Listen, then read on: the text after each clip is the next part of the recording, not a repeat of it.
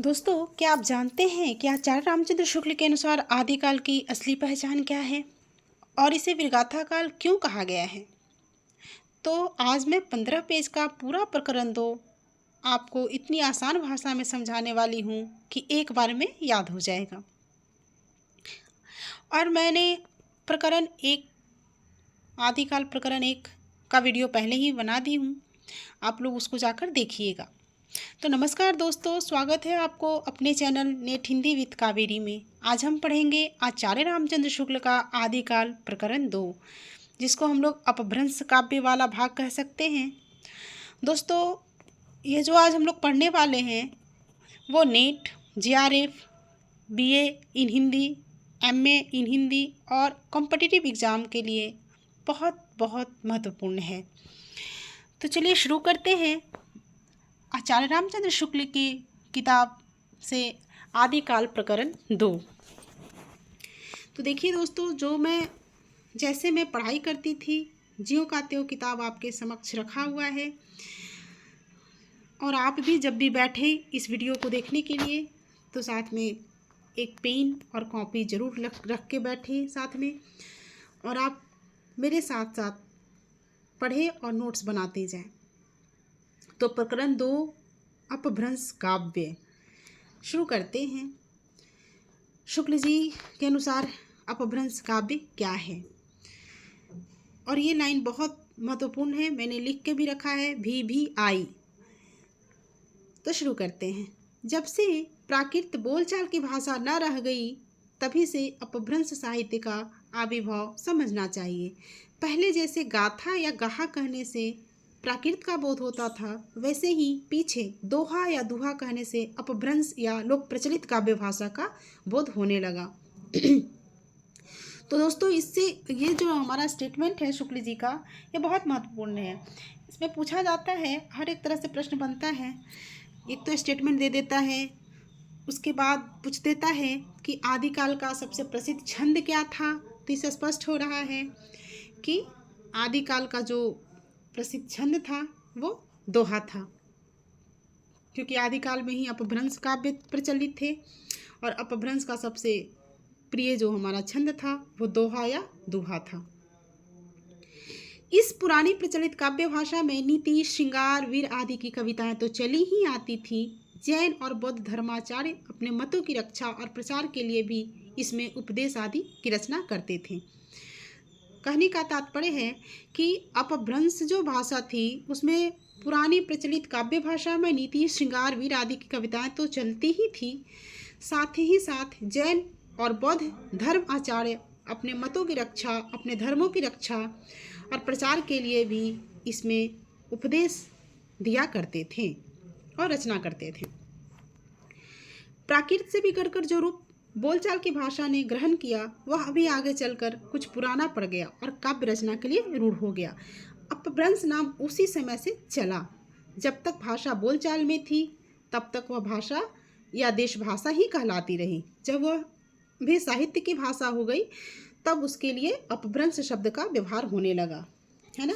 अर्थात यहाँ कहा जा रहा है कि जब तक बोलचाल की भाषा थी तो वो देश भाषा कहलाती थी, और जब उसमें साहित्य रचना होने लगा तब वह अपभ्रंश शब्द में प्रयोग होने लगा। तो पहले मैंने बता रखा है कि अपभ्रंश का विकास कैसे हुआ, है ना। अपभ्रंश जो है वो संस्कृत से प्रकृत, प्रकृत से अपभ्रंश और अपभ्रंश से हिंदी का विकास हुआ। यही हमारा जो क्रम है अपभ्रंश का वो चलता आ रहा है।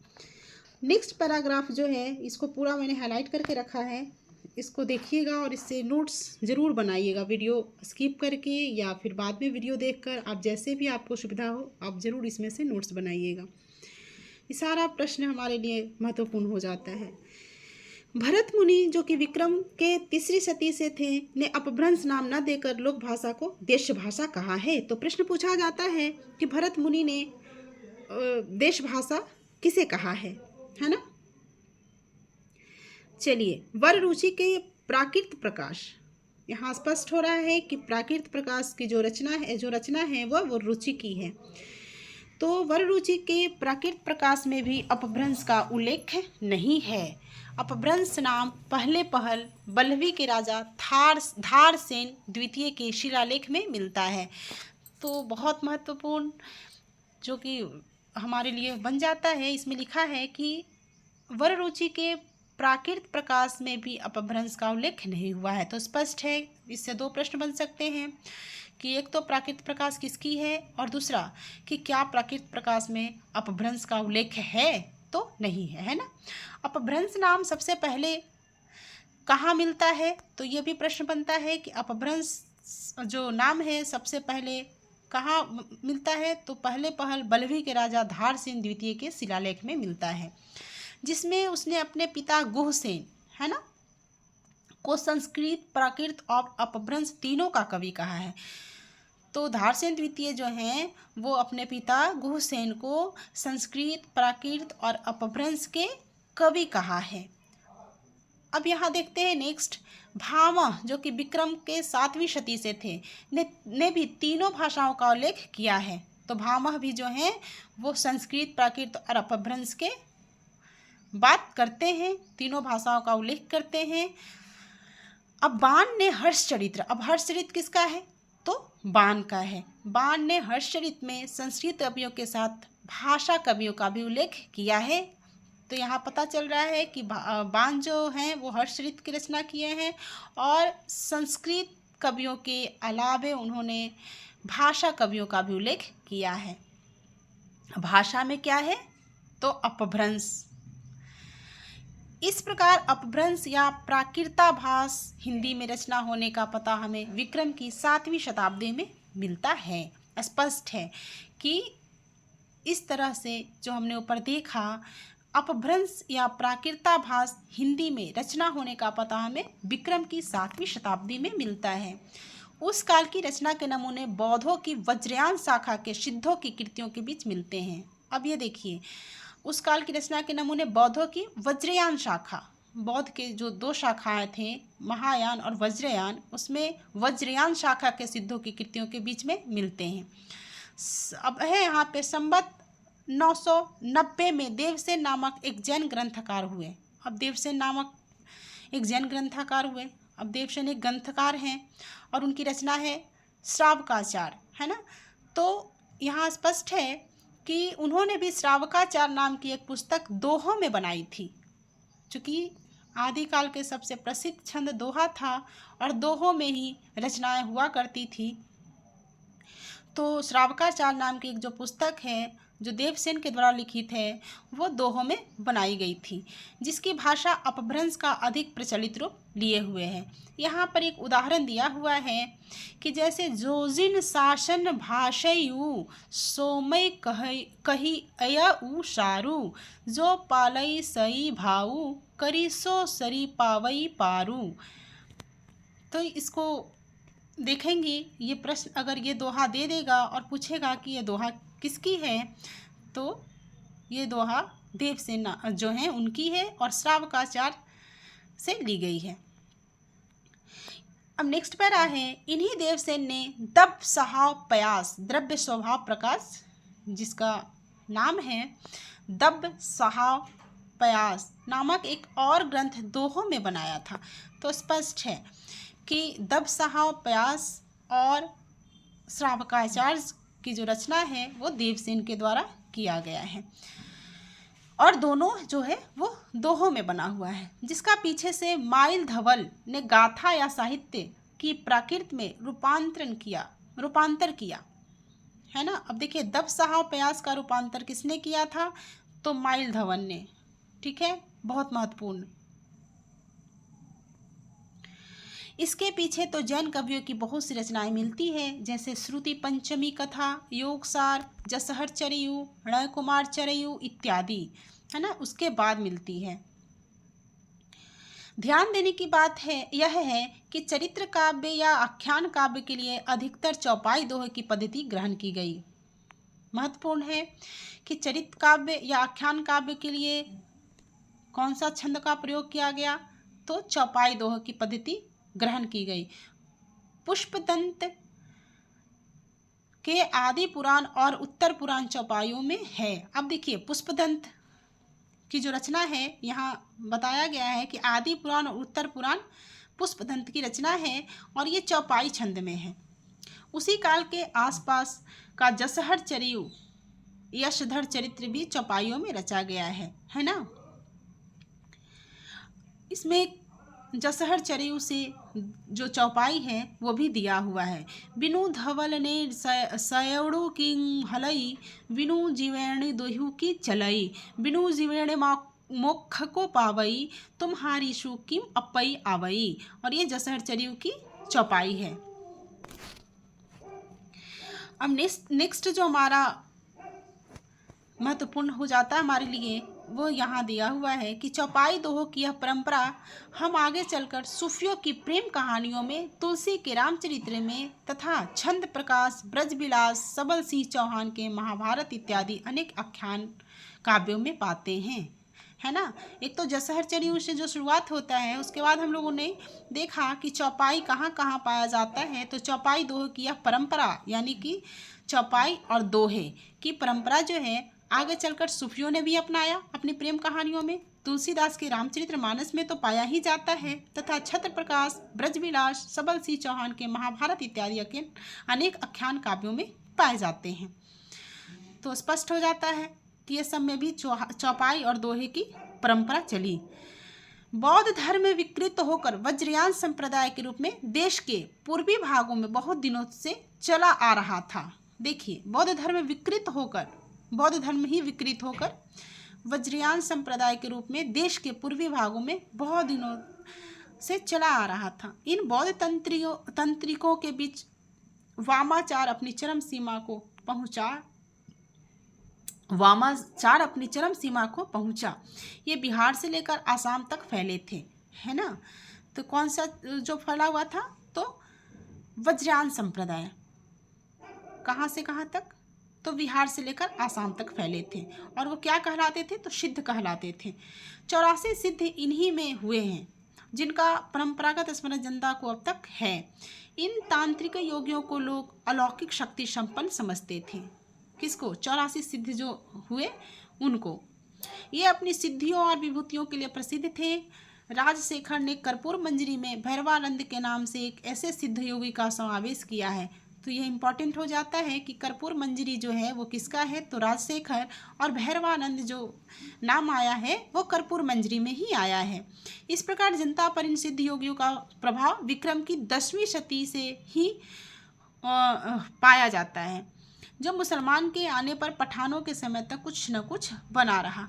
अब आगे जो है, बिहार के नालंदा और विक्रमशिला नामक प्रसिद्ध विद्यापीठ इनके अड्डे थे। किनके? सिद्धों के। बख्तियार खिलजी ने इन दोनों स्थानों को जब उजाड़ा तब से ये तितिर बितिर हो गए। बहुत से भोट आदि अन्य देशों को चले गए। अब देखिए इसमें जो हम पहले से भी जानते आ रहे हैं कि बिहार के नालंदा और विक्रमशिला नामक प्रसिद्ध विद्यापीठ को बख्तियार खिलजी के द्वारा ध्वस्त कर दिया गया था। तो यहाँ भी दिया हुआ है और यहाँ 84 सिद्धों के नाम दिए हुए हैं, जिसको आप चाहें तो नोट कर सकते हैं। ये हमारे 84 सिद्ध के नाम हैं: लुहिप्पा, लिपाप्पा, विरुप्पा, डोम्बिप्पा, शबरिप्पा, सरहप्पा, कंकालिप्पा, मिनपा, गोरक्षप्पा, चौरंगिप्पा, है ना। सिद्धों के नामों में पा लगा रहता था। तो ये आप नोट कर लेंगे। अब यहाँ देखिए नीचे बताया हुआ भी है कि पा आदरार्थ पाद शब्द है, यानी आदर सूचक शब्द है। इस सूची के नाम पूर्वापर कालानुक्रम से नहीं है, इनमें से कई एक समसामयिक थे, यानी कि ये पूर्वापर कालानुक्रम से नहीं है, पहले से ये कालक्रम अनुसार नहीं है। जैसे जैसे नाम मिलता गया वैसे वैसे यहाँ पर लिखा हुआ है। वज्रयान शाखा में जो योगी सिद्ध के नाम से प्रसिद्ध हुए, यानी कि वज्रयान शाखा में जो योगी थे वो सिद्ध के नाम से प्रसिद्ध हुए। वे अपने मत का संस्कार जनता पर भी डालना चाहते थे। इससे वे संस्कृत रचनाओं के अतिरिक्त अपनी वाणी अपभ्रंश मिश्रित देश भाषा या काव्य भाषा में भी बराबर सुनाते रहे, है ना। अपनी जो वाणी था वो अपभ्रंश मिश्रित देश भाषा या काव्य भाषा में सुनाया करते थे।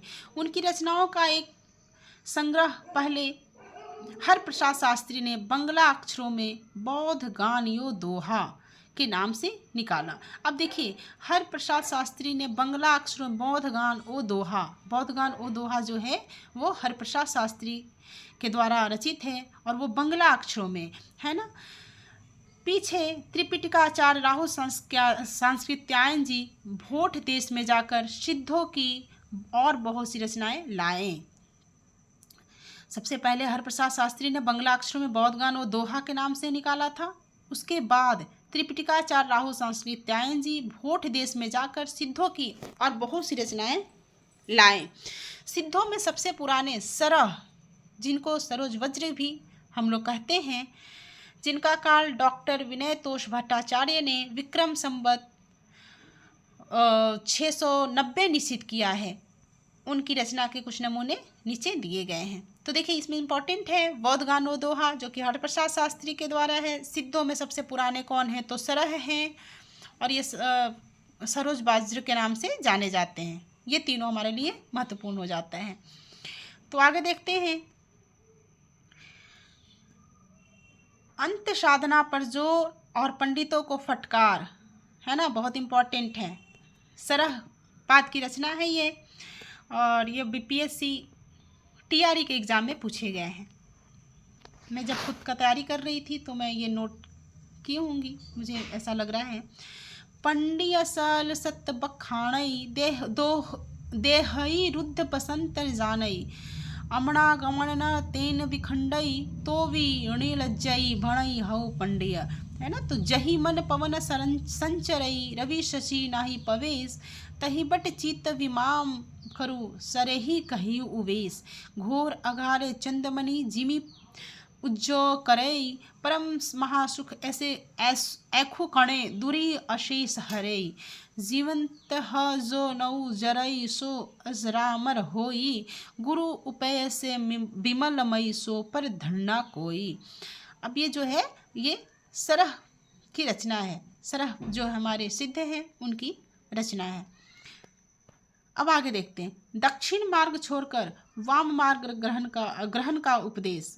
अब दक्षिण मार्ग छोड़ने का और वाम मार्ग अपनाने का जो उपदेश दिया गया है उसका भी यहाँ पर एक चौपाई दिया हुआ है। नाद न बिंदु न रवि न शशि मंडल चियरा सहाबे मुकल उजूरे उजू छाड़ी मा लेहू रे बंक निय ही मोही माहू रे रंक। अब ये भी जो है ये भी दक्षिण मार्ग छोड़कर वाम मार्ग ग्रहण करने का उपदेश दिया गया है। लोहिप्पा या लुइप्पा के गीतों से कुछ उद्धरण भी यहाँ पर दिए गए हैं। का तरवड़ पंच बिराल चंचल चिय पयुठ काल बीट करई महासुख परिमाण लुई भनई गुरु पुच्छई जान। अब देखिए, मैंने लुई को भी एक छोटा सा यहाँ पर हाईलाइट किया है पेंसिल से, कि ताकि मुझे ये याद रहे कि यह लोहिप्पा या लोइप्पा का पंक्ति है। तो आप भी ऐसे ही ध्यान में रखेंगे। मान लीजिए कि ये पंक्ति ना भी दे, सिर्फ ऊपर वाला पंक्ति दे, तो ध्यान में रखना है कि का तरवर पंच बिराल चंचल चिय पयुठु काल, ये जो है लोहिप्पा की पंक्ति है। भाव न होई अभाव न जाई ऐस संबहु को पतियाई लोई भनई बट दुख न बिनाय तीर धाय बिलसई अहलागे ना। और ये भी जो लाइन है ये भी लोहिप्पा की पंक्ति है। अब विरूपा की पंक्ति देख लेते हैं। सबका समय भी यहाँ पे दिया हुआ है, ये 900 के लगभग के हैं विरूपा। तो विरूपा की वारुणी प्रेरित अंतर्मुख साधना की पद्धति यहाँ पर दिखाया गया है। सहजे धीर कड़ी वारुणीनाथ साध, है ना। अज रामर होई दिट कांध दशामी दुआरत चिन्ह देखैया आयल गराहक अपन भैया चौसठी घड़ई देट पसारा पैठल गराह नहीं निशारा। अब यहाँ पर विरूपा को मैंने यहाँ पर याद करने के लिए सहजे धीर करी वारुणी साध, रू और रू, वारुणी में जो रू है उससे मैंने यहाँ पर संबंध बनाया है और याद कर हमें आसानी से याद हो जाए इसके लिए इसको हाईलाइट किया है कि सहजे धीर करी वारुणी साध। तो वारुणी और विरूपा, रू रू, इससे आप भी ध्यान में रखेंगे कि यह विरूपा की लाइन है।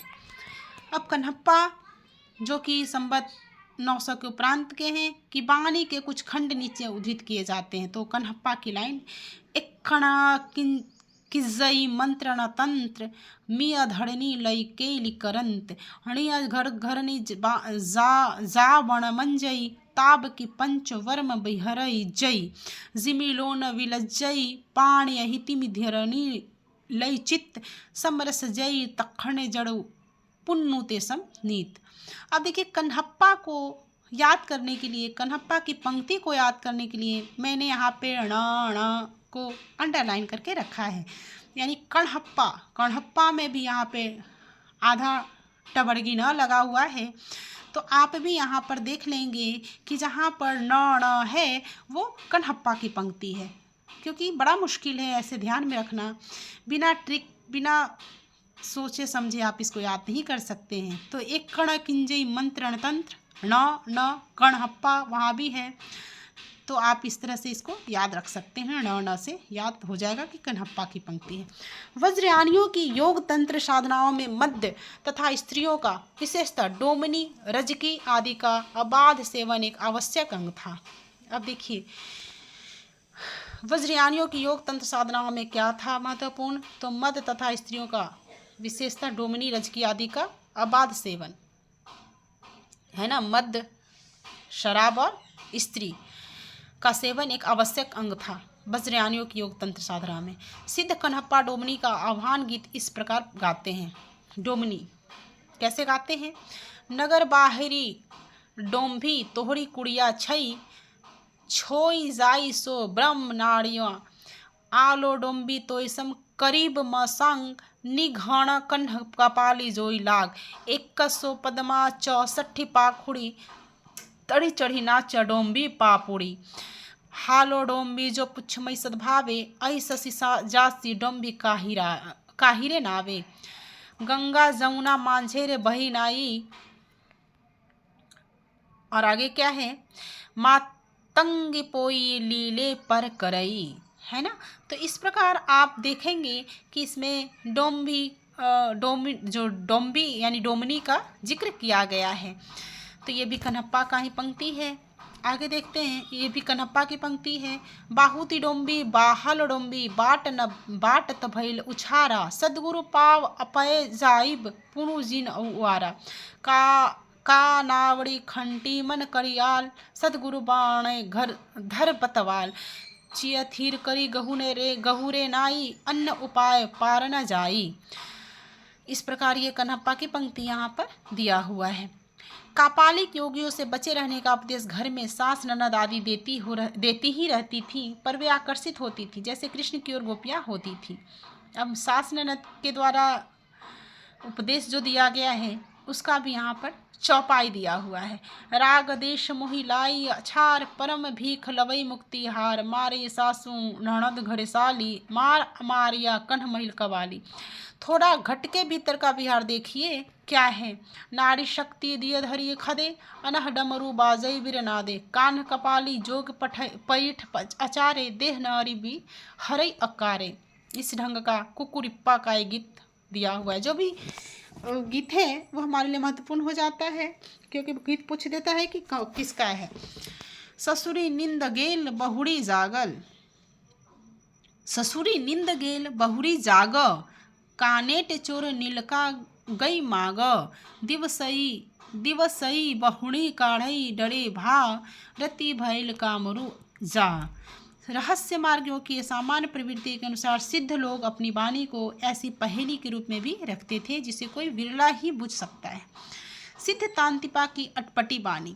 अब सिद्ध तांतिपा की वाणी दी हुई है। व्यंग संसार बाढ़ही ही जा दूहिल दूध के बेटे समा बसत बलद बिया एल गविया बांझे पिटा दुहिए एतीना सांझे जो सो बुद्धि सो धनी बुद्धि जे जो सो चोर सोई साधी नीते नीते पियाला शीहे शम जूझ ढेढ़ पाए रगीत बिरले बूझ।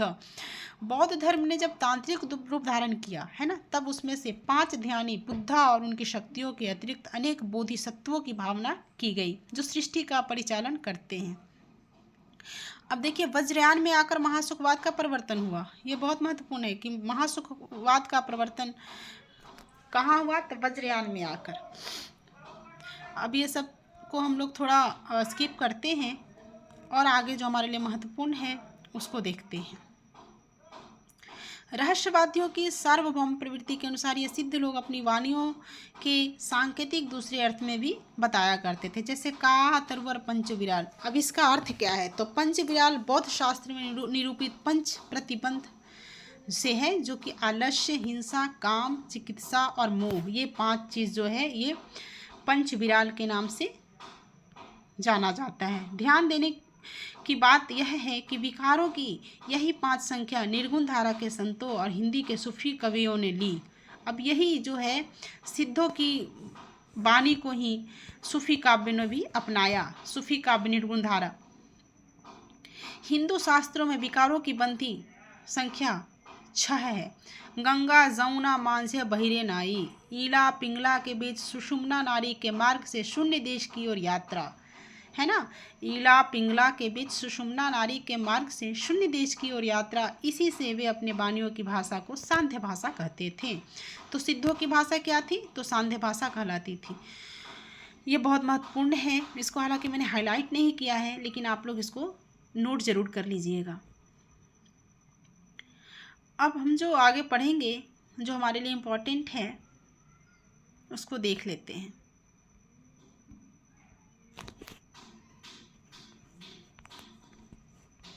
यहाँ से देखते हैं। गोरखनाथ के समय का ठीक पता नहीं। शुक्ल जी कहते हैं कि गोरखनाथ के समय का ठीक पता नहीं। राहुल सांस्कृत्यायन जी ने वज्रयानी सिद्धों की परंपरा के बीच उनका जो ध्यान रखा, उसके अनुसार उनका समय विक्रम की 10वीं शताब्दी आता है। ठीक ठाक समय पता नहीं है, लेकिन जो सांस्कृत्यायन जी वज्रयानी सिद्धों की परंपरा के बीच दो ध्यान और स्थान आकर्षित करवाया है, उनके अनुसार विक्रम की 10वीं शताब्दी माना जाता है। तो प्रश्न पूछा जाता है कि गोरखनाथ का समय जो है राहुल सांस्कृत्यायन के अनुसार कब है, तो 10वीं शताब्दी। उनका आधार वज्रयानी सिद्धों की एक पुस्तक रत्नाकर जोपम कथा है, जिसके अनुसार मीननाथ के पुत्र मत्स्येंद्रनाथ कामरूप के मछवाहे थे। अब देखिए, मत्स्येंद्रनाथ जो थे वो किनके पुत्र थे, तो मीननाथ के, और चरपटिया के शिष्य होकर सिद्ध हुए। प्रसिद्धों की अपनी सूची में सांस्कृत्यायन जी ने ही मत्स्येंद्र को जलंधर का शिष्य लिखा है। तो मत्स्येंद्र जो थे वो जलंधर के शिष्य थे, जो परंपरा से प्रसिद्ध चला आता है। गोरखनाथ के गुरु मत्स्येंद्रनाथ, जिनको मच्छंदरनाथ भी कहा जाता है, थे। यह तो प्रसिद्ध ही है ना। तो ये सारे इंपॉर्टेंट है। अब आगे देखते हैं। महाराष्ट्र के संत ज्ञानदेव ने, जो अलाउद्दीन के समय में थे, अपने को गोरखनाथ के शिष्य परंपरा में कहा है। यानी कि संत ज्ञानदेव ने भी अपने आप को गोरखनाथ का शिष्य बतलाया है। उन्होंने यह परंपरा इसी क्रम में बताई है: आदिनाथ, मत्स्येंद्रनाथ, गोरखनाथ, ज्ञानीनाथ, निवृत्तनाथ और ज्ञानेश्वर। तो ये क्रम आपको भी याद रखना है। इस महाराष्ट्र परंपरा के अनुसार गोरखनाथ का समय महाराजा पृथ्वीराज के पीछे आता है। अब नाथ परंपरा में मत्स्येंद्रनाथ के गुरु जलंधरनाथ माने जाते हैं। ये इम्पोर्टेंट है कि नाथ संप्रदाय में मत्स्येंद्रनाथ के गुरु जो थे वो जलंधरनाथ थे। प्रश्न पूछा भी जाता है। और यहाँ इम्पोर्टेंट है कि नाथ संप्रदाय के किसी ग्रंथ में जलंधर को बालनाथ भी कहा जाता है। तो बालनाथ किसे कहा जाता है, जलंधर को कहा जाता है। आगे देखते हैं। मिनपा के जो गुरु थे वो चरपटीनाथ थे, पर मत्स्येंद्र के गुरु जलंधर ही थे। आगे देख लेते हैं। जिस प्रकार सिद्धों की संख्या 84 प्रसिद्ध है, उसी प्रकार नाथों की संख्या 9। अब भी लोग 9 नाथ और 84 सिद्ध कहते सुने जाते हैं। तो याद रखना है कि नाथों की संख्या 9 और सिद्धों की संख्या 84। गोरक्ष सिद्धांत संग्रह में मार्ग प्रवर्तकों के नाम गिनाए गए हैं। अब ये क्रम जो हमारा है, नागार्जुन, जड़भरत, हरिश्चंद्र, सत्यनाथ, भीमनाथ, गोरक्षनाथ, चरपट, जलंधर और मल्ल्यार्जुन, इस नामों को हमें क्रम के अनुसार याद रखना होगा। ये पूरे 9 नाम हैं और यही हमारे 9 नाथ हुए। इन नामों में नागार्जुन, चरपट और जलंधर सिद्धों की परंपरा में भी हैं। इन जो नाम हैं, इन नामों में नागार्जुन, चरपट और जलंधर नाथों में भी और सिद्धों में भी गिने जाते हैं। नागार्जुन जो कि संवत 702 प्रसिद्ध रसायनी भी थे। ध्यान में रखना है कि जो नागार्जुन थे वो रसायनी भी थे। नाथ पंथ में रसायन की सिद्धि है। नाथ पंथ में रसायन की सिद्धि है। नाथ पंथ सिद्धों की परंपरा से ही छटकर निकला है, इसमें कोई संदेह नहीं है। यानी कि नाथ पंथ जो है वो कहाँ से निकला हुआ है, तो सिद्धों की परंपरा से। अब यहाँ थोड़ा देख लेते हैं, इतिहास की बात है कि इतिहास से इस बात का पता लगता है कि महमूद गजनवी के भी कुछ पहले सिंध और मुल्तान में भी कुछ मुसलमान बस गए थे, जिनमें कुछ सूफी भी थे। बहुत से सूफियों ने भारतीय योगियों से प्राणायाम आदि की क्रियाएं भी सीखी, इसका उल्लेख मिलता है। और अतः गोरक्षनाथ चाहे विक्रम की 10वीं शताब्दी में हुए हो चाहे 13वीं में, उनका मुसलमानों से परिचित होना अच्छी तरह माना जा सकता है, क्योंकि जैसा कहा जा चुका है कि उन्होंने अपने पंथ का प्रचार पंजाब और राजपुताने की ओर किया था, है ना। तो किसने किया था? गोरक्षनाथ ने अपने पंथ का प्रचार पंजाब और राजपुताने की ओर किया था। आगे देख लेते हैं। ऊपर कहा जा चुका है कि गोरखनाथ के हठ योग साधना ईश्वरवाद को लेकर चली, अतः उसमें मुसलमानों के लिए भी आकर्षण था। ईश्वर से मिलाने वाला योग हिंदुओं और मुसलमानों दोनों के लिए एक सामान्य साधना के रूप में आगे रखा जा सकता है। तो गोरखनाथ का हठ योग साधना ईश्वरवाद को लेकर चला था, ये ध्यान में रखना है। उसमें मुसलमानों को अप्रिय मूर्ति पूजा और बहुदेवोपासना की आवश्यकता न थी, अतः उन्होंने दोनों के विद्वेष भाव को दूर करके साधना का एक सामान्य मार्ग निकालने की संभावना समझी थी और वे उसका संस्कार अपने शिष्य परंपरा में छोड़ गए थे। नाथ संप्रदाय के सिद्धांत ग्रंथों में ईश्वरोपासना के बाह्य विद्वानों के प्रति उपेक्षा प्रकट की गई है। घट के भीतर ईश्वर को प्राप्त करने का जोर दिया गया है। वेद शास्त्र का अध्ययन व्यर्थ ठहराकर विद्वानों के प्रति अश्रद्धा प्रकट की गई है। तीर्थाटन आदि निष्फल कहे गए हैं और इसी परंपरा को आगे चलकर कबीरदास ने भी अपनाया है। आगे देख लेते हैं इसमें क्या है। पहला, योग शास्त्रम पठ्य नित्यम किमन्यय शास्त्र विस्तरय। दूसरा, न वेदो वेद इत्याहुर्वेदा वेदो निगदत्ते परमात्मा विद्यते येन स वेदो वेद उच्यते। न संध्या संधित्याहु संध्या संघ निर्गदत्ते सुषुम्ना संधिगः प्राण सा संध्या सांधिरुच्यते। अंतर साधना के वर्णन में हृदय दर्पण कहा गया है ना। अंतर साधना के वर्णन में हृदय दर्पण कहा गया है, जिसमें आत्मा का स्वरूप पर प्रति समय जोर डाला है। आगे देखते हैं। ये सारा दोहा जो है ये इम्पॉर्टेंट है, इसको भी ध्यान में रखते जाइएगा और आगे फिर हम लोग पढ़ते हैं। इसको आप स्किप करके इसमें जो इम्पोर्टेंट आपको लगेगा उसका नोट्स ज़रूर बना लीजिएगा। अब यहाँ देखते हैं। जिसका ढांचा नागर अपभ्रंश या ब्रज का था, अलग एक सदुक्कड़ी भाषा का सहारा लिया। जिसका ढांचा कुछ खड़ी बोली लिए राजस्थानी सा था। देश भाषा की इन पुस्तकों में पूजा, तीर्थाटन आदि के साथ हज, नमाज आदि का भी उल्लेख पाया जाता है। इस प्रकार की एक पुस्तक का नाम काफिर बोध है। अब देखिए, देश भाषा की इन पुस्तकों में पूजा, तीर्थाटन आदि के साथ हज, नमाज आदि का उल्लेख पाया जाता है। तो इस प्रकार की जो पुस्तक का नाम है क्या है, तो काफिर बोध है। आगे भी हम देख लेते हैं, इसको हम स्किप कर सकते हैं।